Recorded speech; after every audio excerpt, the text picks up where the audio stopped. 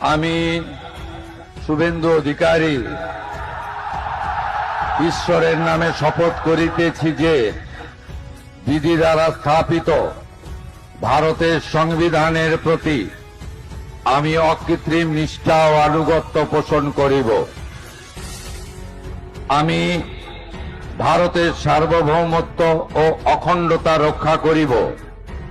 পশ্চিমবঙ্গ রাজ্যের মুখ্যমন্ত্রী রূপে আমার কর্তব্যসমূহ নিষ্ঠাপূর্বক এবং বিবেকসম্মতভাবে নির্বাহ করিব এবং ভয় বা পক্ষপাত, প্রীতি বা বিদ্বেষ রহিত হইয়া সকল শ্রেণীর জনগণের প্রতি সংবিধান ও বিধি অনুসারে ন্যায় আচরণ করিব।